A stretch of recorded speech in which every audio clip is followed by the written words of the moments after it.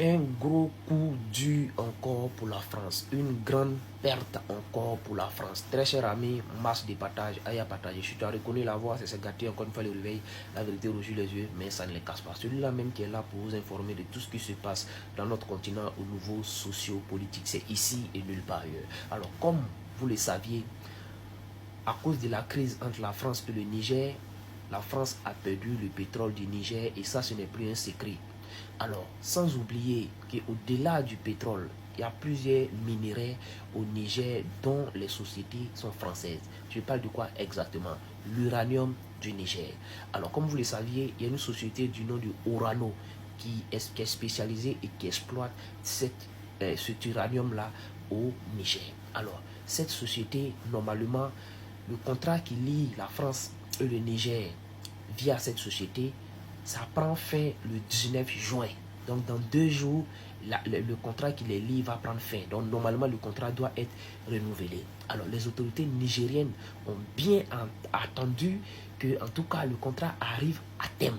Alors les autorités nigériennes viennent de souligner à la société Orano, cette société française, que le contrat ne serait pas renouvelé tout simplement parce qu'ils estiment que le gagne du Niger, la part que le Niger gagne n'est pas suffisant. Donc, ce n'est pas satisfaisant.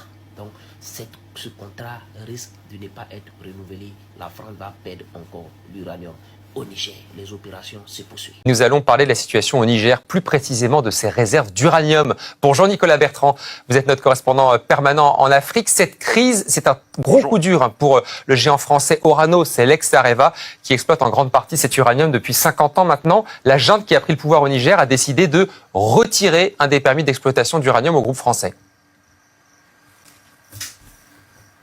Oui, bonjour, exactement. C'est un terrible revers pour le groupe Orano qui appartient, je vous le rappelle, à 90% à l'État français. Il s'apprêtait à exploiter une nouvelle mine d'uranium colossale, considérée comme l'un des gisements les plus importants de la planète. 34 000 tonnes d'uranium. Mais voilà, la junte au pouvoir au Niger depuis maintenant 1 an a décidé de retirer le permis d'exploitation d'Orano.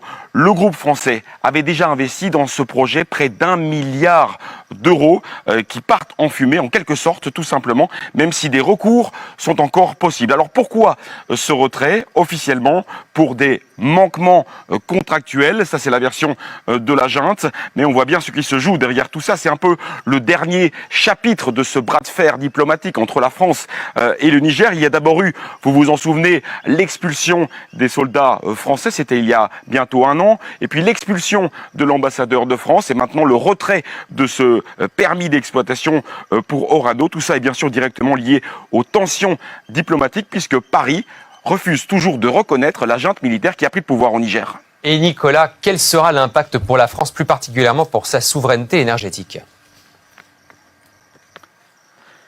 Eh bien écoutez, aujourd'hui l'uranium venu du Niger représente un peu plus de 15% de la production totale d'Orano. C'est une part importante. Là on parle vraiment de l'approvisionnement des centrales nucléaires françaises, donc de l'électricité française. Mais la majeure partie de l'uranium français vient du Kazakhstan et du Canada. Et Orano cherche aujourd'hui, après ce coup dur, à diversifier davantage ses sources d'uranium et travaille sur de nouveaux projets en Mongolie ou en Ouzbékistan. Donc dans l'immédiat, en tout cas, il ne semble pas y avoir de danger de pénurie d'uranium dans les centrales françaises.